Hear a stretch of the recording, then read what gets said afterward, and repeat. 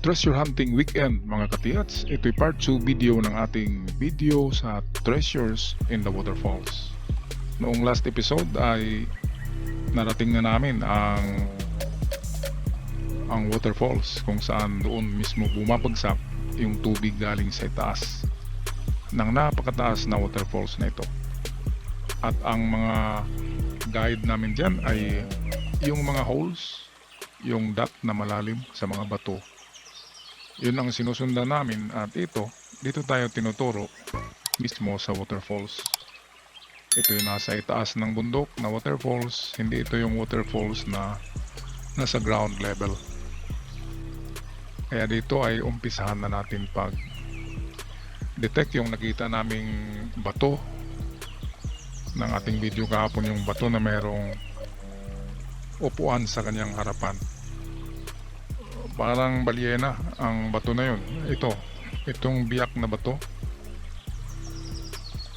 kung saan meron siyang man-made na triangle na marker. Yun yung biyak, nandyan yung triangle. Pinakita natin yan nung unang video natin kahapon kung anong hugis ng triangle na yan. Kaya dito kami mag-concentrate mismo sa upuan, yung nakatagilid na parang letter C. Yun ang bato na upuan. Nung hindi pa binagyo yan ay nandyan nakatayo pa yan. At dahil sa flash flood, ang upuan ay tumagilid. At pati ang bato diyan na malaki ay nabiyak.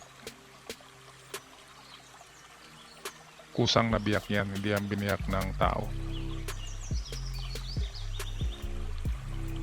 Kaya ito, dahan-dahan natin tong i-detect. Baka sakali meron tayong ma-detect dito sa paligid nitong marker. At totoong merong mga treasures na ibinaon sa waterfalls. Kaya nga lang, natural water trap na ang waterfalls. Kasi maraming tubig kapag huhukayin natin. Analysis ko guys sa area na ito. Itong triangle na parang daliri na nagtuturo ay nakaganyan yan. Ang ibig sabihin niya, ang tinuturo niya ay ang kaliwang side ng waterfalls. Tama tayo kanina na ang karamihan ng treasure ay nasa left side ng waterfalls. At hindi na yan hukayin, nasa gilid yan, nasa dingding bali ng falls.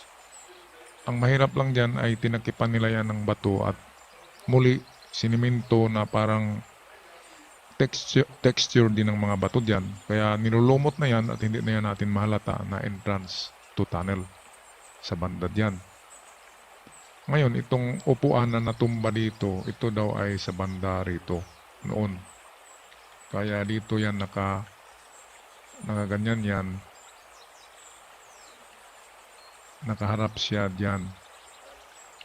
Nakaharap siya mismo sa portion na ito. Kung hindi man ang tinitingnan ang sign na ito, kung hindi yan ang tinatarget ng upuan, ay itong banda na ito ng bundok. Yan kasi ang sinasabi noon na meron daw kuweba dyan at binablasting. Yung natabunan na dahil pinasabog ang entrance noong giyera. Kaya nasara at nawala na yung entrance to tunnel. Ngayon bundok na siya tingnan. Okay, kaya ang sa akin lang dito ay ang surroundings na ito ang aking try na i-detect. At sa portion nitong harapan ng triangle dito, ang malakas ang detection mga katiyats. Kaya yan ay pagplanuhan pa namin, hindi naman kaagad tayo maghuhukay diyan kasi isa pa ay wala tayong permit sa may-ari dyan. At isa pa ay napakahirap maghukay sa waterfalls. Ako'y medyo discouraged kapag ang site ay merong itong waterfalls at ang item ay nasa creek o river, ay medyo napakahirap talaga niyan mga katiyats. Sambat-samba na lang yan. Kasi alam nyo na, that is a natural water trap. Kaya ang advice ko sa inyo ay yung Ang tingnan nyo na lang ay ang mga gilid ng waterfalls, ang kanyang dingding. Baka meron kayong makitang itong sinyales or signs for entrance to the cave or to the tunnel.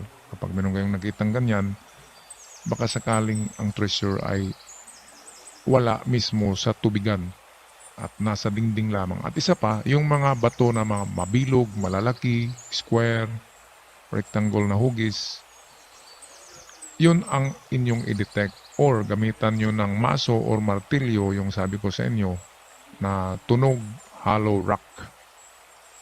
Kasi merong mga treasure enclosed in the rock. Napakarami ang nakakuha niyan. Lalo na yung mga bumabalik dito na mga Amerikano. Ang kanilang binabalikan ay hindi yung maghuhukay sila. Ang binabalikan nila ay yung mga treasure na nandyan lang sa loob ng mga bato na eksaktong hinugis na mga shape rock. Katulad doon sa yung kwininto ng kasama ko doon sa isang barangay na merong hugis kalabaw na bato sa tabing dagat. Yun pala ay hollow rock at merong laman ang loob ng Carabao shape rock. Kaya ganyan yan mga katiyats. Ito lang, kinonfirm ko lang dito kung saan ang malakas na detection para kung sakali wala ng project ay pwedeng dito na lang muna gagawa ng project. Of course, kasama ang may-ari. Baka nanonood ang may-ari dito. Of course, kasama kayo dito, sir. At ang iyong hati ay kalahati mismo kung merong makuha. At ang kasama ko at ako, kalahati lang ang aming paghatian. Ganyan ang hatian kapag merong ibang may-ari sa lupa. At wala pa doon ang gobyerno, guys. Kapag hatian natin ang gobyerno, meron din silang 40 to 50%. Kaya nasa diskresyon nyo na yun kung hatian nyo ang gobyerno. Pero kung kumuha kayo ng permit sa gobyerno, talagang meron silang hati dyan. Pero karamihan sa nakakuha ay mga ninja talaga. Galing ng Japan nga yun, mga Hapon karamihan, bumabalik sure ball kasi meron silang mapa, merong kwento ng kanilang lolo kung saan nakabaon, at meron silang eksaktong lugar na alam nila ang pangalan. Kaya bumabalik sila dito, 99% sure na makakuha ng item.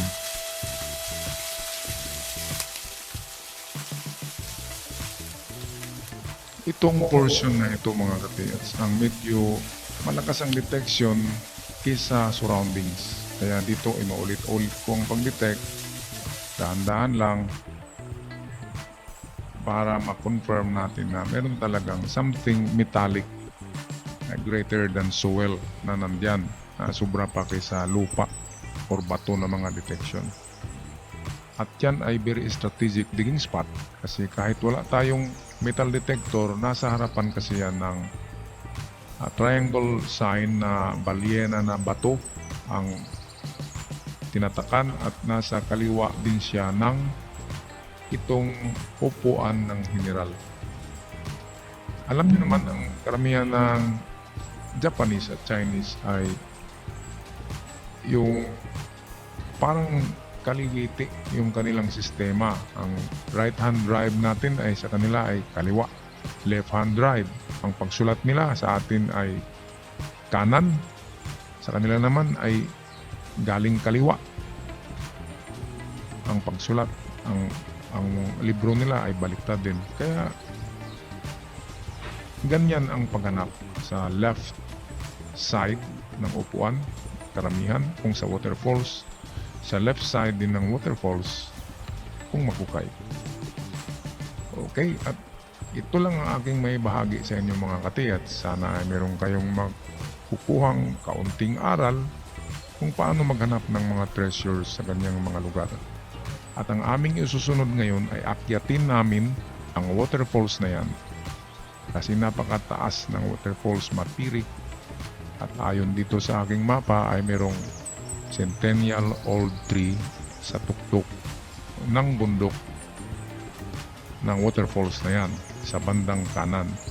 Kaya yan ang ating try paghanap dito sa susunod na video ko. Ako'y magpaalam na and I'll see you on my next video guys dito sa Presyo Hunting Weekend.